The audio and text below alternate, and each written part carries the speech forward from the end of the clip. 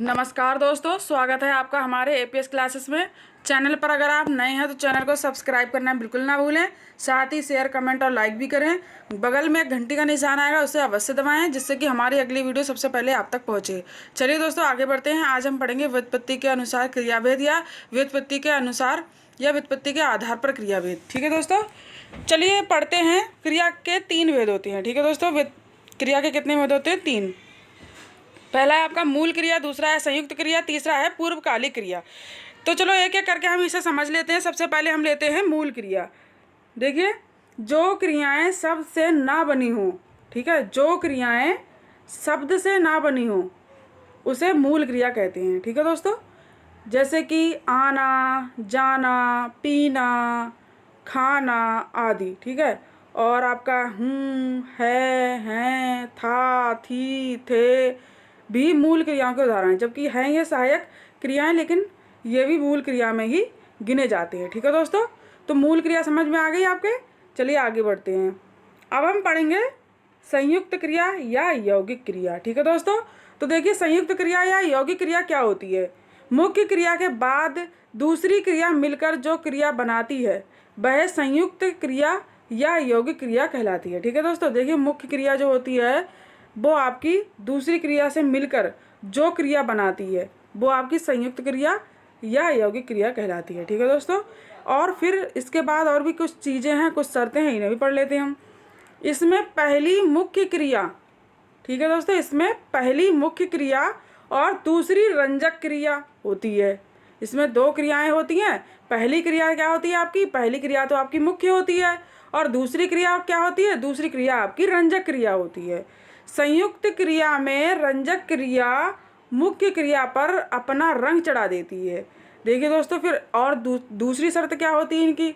जो संयुक्त क्रिया होती है वो आपकी रंजक क्रिया में मुख्य क्रिया पर अपना रंग चढ़ा देती है। ठीक है दोस्तों, तो ये रंग अतिश्वयता बोधक या पूर्णता बोधक या आकस्मिकता बोधक आदि होती हैं। हिंदी में मुख्य रंजक क्रिया हैं आना, जाना, लेना, उठना, बैठना, सिखाना, पढ़ाना, आ जाना, पी लेना, खा लेना।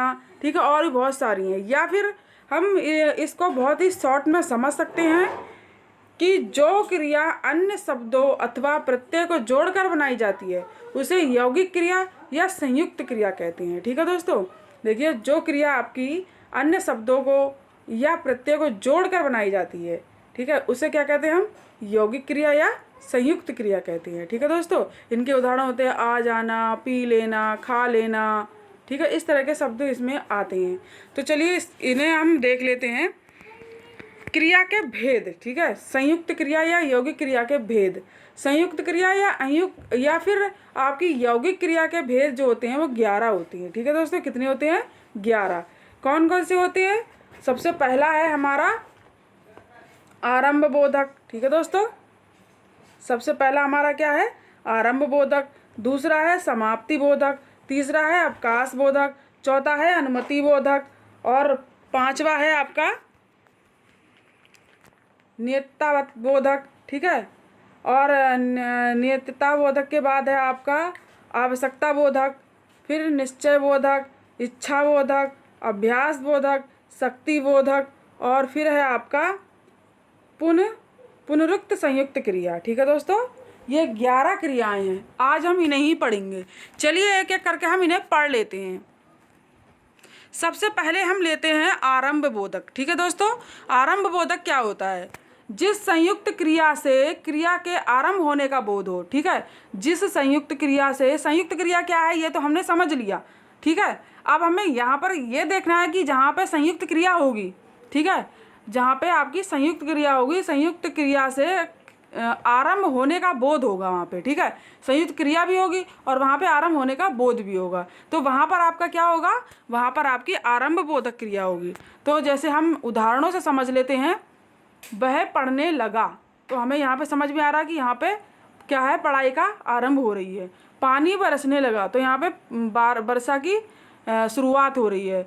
इच्छा विद्यालय जाने लगी, सॉरी बच्चा विद्यालय जाने लगा, तो यहाँ से बच्चा विद्यालय जाने लगा, पढ़ाई की, शिक्षा की, बच्चा के स्कूल जाने की जो है शुरुआत होने लगा।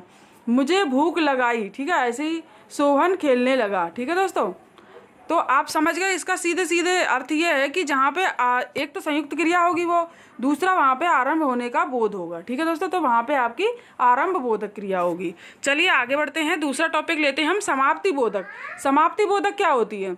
जिस संयुक्त क्रिया से मुख्य क्रिया की पूर्णता व्यापार की समाप्ति का बोध हो वह समाप्ति बोधक संयुक्त क्रिया होती है। ठीक है, जहाँ पे समाप्ति का बोध होगा वहाँ पे आपकी समाप्ति बोधक क्रिया होगी। इसमें क्या होता है, इसमें चुकना जोड़ के आपके धातु के आगे जो भी धातु होती है आपकी क्रिया की, उस धातु के आगे मतलब चुकना जोड़ देते हैं, चुकना जोड़ के वहाँ पे समाप्ति का बोध होता है। ठीक है, कैसे होता है इसे हम उदाहरणों से समझ लेते हैं। चुकना शब्द का यहाँ पे अधिकांश प्रयोग होता है, जैसे श्याम खा चुका है, राम पढ़ चुका है, सोहन जा चुका है। ठीक है, आपका श्याम खा चुका है, राम पढ़ चुका है, सोहन जा चुका है, रीना खाना बना चुकी है, रामू पानी पी चुका है। तो यहाँ पर क्या है, यहाँ पर काम की समाप्ति हो रही है। ठीक है, हर जगह काम की समाप्ति हो रही है, आपकी क्रिया की समापन हो रहा है यहाँ पे। ठीक है, तो यहाँ पर आपका जहाँ पे समापन हो रहा है वहाँ पे आपकी होगी समाप्ति बोधक क्रिया। ठीक है दोस्तों, कौन सी होगी? समाप्ति बोधक क्रिया। चलिए दोस्तों आगे बढ़ते हैं, अब हम पढ़ेंगे अवकाश बोधक। अवकाश बोधक से जैसे अर्थ ही आपके सामने आ रहा है, जहाँ पे अवकाश का बोध हो वहाँ पे अवकाश बोधक होता है। आइए परिभाषा समझ लेते हैं। जिससे क्रिया को निष्पन्न करने के लिए अवकाश का बोध हो। ठीक है, जिससे क्रिया को निष्पन्न करने के लिए अवकाश का बोध हो वहाँ पे आपका अवकाश बोधक संयुक्त क्रिया होती है। उदाहरण से समझ लेते हैं, राम मुश्किल से सोने पाया, जाने ना पाया। ठीक है, तो देखिए यहाँ पर क्या है, मुश्किल से सोया और फिर नहीं गया, तो यहाँ पर क्या है, आपका अवकाश का बोध हो रहा है। ठीक है, क्या हो रहा है, अवकाश का बोध हो रहा है, तो यहाँ पर आपकी अवकाश बोधक संयुक्त क्रिया होगी। ऐसे ही बहुत सारे उदाहरण हैं। चलिए आइए अब पढ़ते हैं अनुमति बोधक। ठीक है दोस्तों, अनुमति बोधक क्या है? देखिए अनुमति का मतलब जहाँ अनुमति का बोध हो वहाँ अनुमति बोधक होता है। इसे भी परिभाषा समझ लेते हैं पहले। जिससे कार्य करने की अनुमति दिए जाने का बोध हो वह अनुमति बोधक संयुक्त क्रिया होती है। यह क्रिया देना धातु के योग से बनती है। ठीक है, देखो सबसे पहली बात कि इसमें क्या होती है, अनुमति का बोध होता है। दूसरी बात, इसमें देना धातु का प्रयोग होता है। आइए इसे भी उदाहरण से समझ लेते हैं। मुझे बाजार जाने दो।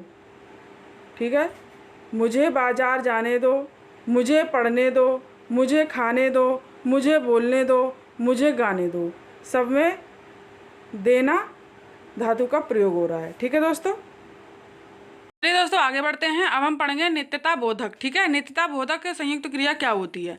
इससे कार्य की नित्यता उसके बंद ना होने का भाव प्रकट हो। ठीक है, जिससे कार्य की नित्यता सबसे पहली बात। ठीक है, दूसरी बात उसके बंद ना होने का भाव, बंद ना होने का और भाव प्रकट हो। ठीक है, कार्य की नित्यता उसके बंद ना होने का भाव प्रकट हो, वहाँ पे आपकी क्या होती है, नित्यता बोधक संयुक्त क्रिया होती है। ठीक है दोस्तों, चलिए उदाहरण से समझ लेते हैं। इसमें क्या होता है, इसमें अधिकांश रहना शब्द जोड़ दिया जाता है। ठीक है दोस्तों, क्या जोड़ दिया जाता है, अधिकांश रहना शब्द। तो देखिए हवा चल रही है, ठीक है, पेड़ बढ़ता गया, श्याम पढ़ता रहा, तोता गाता रहा, ऐसे बहुत सारे वाक्य हैं। तो वहाँ पर आपकी क्या होगी, नित्यता बोधक संयुक्त क्रिया होगी। ठीक है दोस्तों, अब है हमारा आवश्यकता बोधक। ठीक है दोस्तों, आवश्यकता बोधक क्या होता है, जिससे कार्य की आवश्यकता या कर्तव्य का बोध हो। ठीक है, आवश्यकता का अर्थ तो हम सब समझते ही हैं क्या होता है। तो देखिए जहाँ पे भी आपके आवश्यकता या कर्तव्य का बोध होगा वहाँ पे आपकी आवश्यकता बोधक संयुक्त क्रिया होगी। इसमें पढ़ना, होना या चाहिए शब्द जोड़े जाते हैं। ठीक है दोस्तों, जैसे राम को विद्यालय जाना पड़ा। ठीक है, मुझे व्यापार जाना पड़ा, ऐसे ही आपके और भी शब्द बहुत, जैसे होना से भी आपका कोई वाक्य बन सकता है, चाहिए से भी हो सकता है। ठीक है, तो जहाँ पर इस तरह के शब्दों का प्रयोग होता है वहाँ पे आपके आवश्यकता बोधक जो होती है संयुक्त क्रिया होती है। ठीक है दोस्तों, चलिए आगे बढ़ते हैं। अब है हमारा निश्चय बोधक। ठीक है दोस्तों, क्या है हमारा निश्चय बोधक?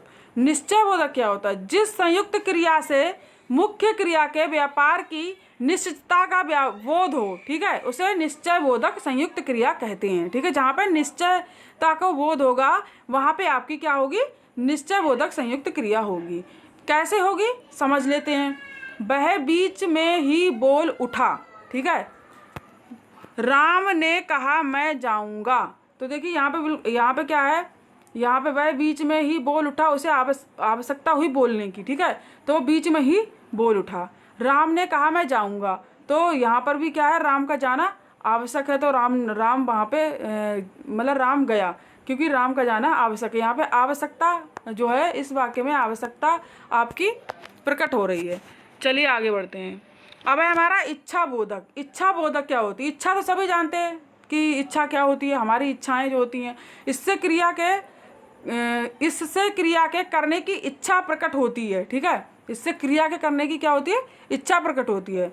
जैसे राम खाना चाहता है, ठीक है, इसमें चाहता, चूहते इस तरह के शब्द ज़्यादा आते हैं। तो राम खाना चाहता है, सीता नाचना चाहती है, ठीक है, श्याम घर आना चाहता है, और आपका क्या है, सोहन बाजार जाना चाहता है, ठीक है दोस्तों। यहाँ पे क्या है, ये अपनी इच्छा प्रकट कर रहे हैं। क्या कर रहे हैं, यहाँ पे इनकी इच्छा प्रकट हो रही है कि राम की इच्छा हो रही है कि वो खाना खाना चाहता है, सीता की इच्छा हो रही है कि वो नाचना चाहती है, श्याम की इच्छा हो रही है कि वो घर आना चाहता है, और सोहन की इच्छा हो रही है कि वो बाजार जाना चाहता है, ठीक है दोस्तों। तो इस तरह से जहाँ पे इच्छा प्रकट होगी वहाँ पे आपका क्या होगा, वहाँ पे आपकी होगी इच्छा बोधक क्रिया, ठीक है दोस्तों। चलिए आगे बढ़ते हैं। अब है हमारा अभ्यास बोधक, ठीक है, अभ्यास का अर्थ भी हम सब जानते हैं, ठीक है, तो अभ्यास, जहाँ पे अभ्यास होगा वहाँ पे आपकी अभ्यास बोधक होगा, ठीक है। चलिए परिभाषा से समझ लेते हैं। इससे क्रिया के अभ्यास का बोध होता है, ठीक है, इससे क्या होगा, आपकी क्रिया के अभ्यास का बोध होगा। सामान्य भूतकाल की क्रिया में करना क्रिया लगाने से अभ्यास बोधक संयुक्त क्रिया बनती है। जो आपके सामान्य भूतकाल होता है उसमें आपके करना क्रिया जो होती है उसको लगा के वो अभ्यास जो होती है अभ्यास बोधक संयुक्त क्रिया बन जाती है, ठीक है दोस्तों। चलिए उदाहरणों से समझ लेते हैं। जैसे श्याम पढ़ा करता है, ठीक है, श्याम पढ़ा करता है, राम लिखा करता है, नहीं, श्याम पढ़ा करता है, ठीक है, आप लिखा करते हो, मैं खेला करता हूँ, ठीक है दोस्तों। इस तरह के वाक्य होंगे, वहाँ पे आपका क्या होगा, वहाँ पर आपका होगा अभ्यास बोधक, ठीक है दोस्तों। कौन सा होगा, अभ्यास बोधक। ऐसी शक्ति बोधक। शक्ति बोधक क्या होता है, इससे कार्य करने की शक्ति का बोध होगा, ठीक है, इससे क्या होगा, इससे हमें कार्य करने की शक्ति का बोध होगा, हमारे अंदर से एनर्जी आएगी। इसमें सकना क्रिया जोड़ी जाती है, ठीक है दोस्तों, इसमें क्या जोड़ी जाती है, सकना क्रिया जोड़ी जाती है। कैसे, चलिए, श्याम चल सकता है, ठीक है, राम गा सकता है, वह बोल सकता है, तुम जा सकते हो, ठीक है। यहाँ पर क्या है, हर वाक्य में आपको शक्ति का बोध हो रहा है आपकी और सकना क्या है, आपका सकना क्रिया को यहाँ पे दर्शाया गया है, ठीक है दोस्तों। तो जहाँ पे सीधे सीधे एक पहचान समझ लीजिए कि जहाँ पे सकना जो क्रिया है वो जोड़ी जाएगी वहाँ उन वाक्यों में, और दूसरी क्या है, उनमें शक्ति की का बोध होगा, वहाँ पे आपकी शक्ति बोधक क्रिया हो जाएगी, ठीक है दोस्तों। चलिए आगे बढ़ते हैं। अब है हमारी पुनरुक्त क्रिया, पुनरुक्त संयुक्त क्रिया।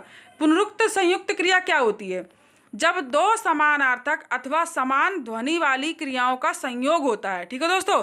जब दो समानार्थक, सबसे पहली बात कि जब दो समानार्थक होते हैं और समान ध्वनि वाली क्रियाओं का संयोग होता है, वहाँ क्या होता है, पुनरुक्त क्रिया होती है। कौन सी क्रिया होती है, पुनरुक्त क्रिया होती है। चलिए हम इसे उदाहरण से समझ लेते हैं। पड़ोसियों से बराबर मिलते जुलते रहो, ठीक है। अब क्या है, यहाँ पर पड़ोसियों से बराबर मिलते जुलते रहो, ठीक है दोस्तों। वह पढ़ा लिखा करता है, पढ़ा लिखा करता है, वह यहाँ आया जाया करता है, आया जाया करता है, ठीक है। तो यहाँ पर क्या है, हर वाक्य में आपको क्या हो रहा है, आपको एक तो क्या है, समानार्थक, आपका समानार्थक शब्द आ रहे हैं, ठीक है। दूसरा क्या है, दूसरे आपके समान ध्वनि वाली क्रियाओं का संयोग हो रहा है, ठीक है। क्या हो रहा है, समान क्रियाओं वाली ध्वनियों का वो हो रहा है। जैसे आपकी मिलते जुलते, जैसे आपका पढ़ा लिखा, जैसे आपका आया जाया, ठीक है दोस्तों। पढ़ेंगे पूर्वकालिक क्रिया, ठीक है दोस्तों। पूर्वकालिक क्रिया क्या होती है, जब कर्ता है क्रिया समाप्त कर उसी क्षण दूसरी क्रिया में प्रवृत्त होता है तब पहली क्रिया पूर्वकालिक क्रिया कहलाती है। इसमें यह क्या होता है, आपका करके शब्द लगाया जाता है, कर या करके शब्द अधिकतर जोड़ा जाता है।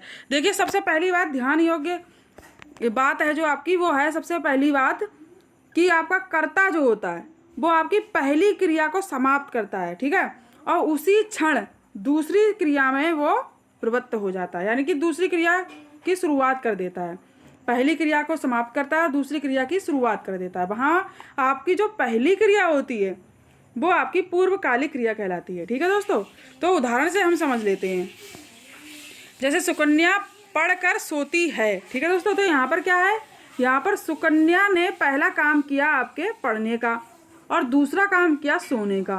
तो आपके जो पढ़ने का काम है वो आपका पूर्वकालिक क्रिया है, ठीक है दोस्तों।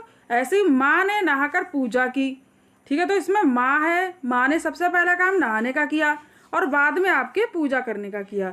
तो यहाँ पर आपका जो पहला काम है वो क्या है, नहाने का। तो नहाना आपका पूर्वकालिक क्रिया है। ऐसे ही राखी ने घर पहुंचकर फ़ोन किया, ऐसे ही आभा अपना पाठ याद करके सो गई। तो दोस्तों देखिए, आज हमारा जो क्रिया का व्युत्पत्ति के आधार पर क्रिया थी वो हमारे क्रिया के भेद समाप्त हो चुके हैं।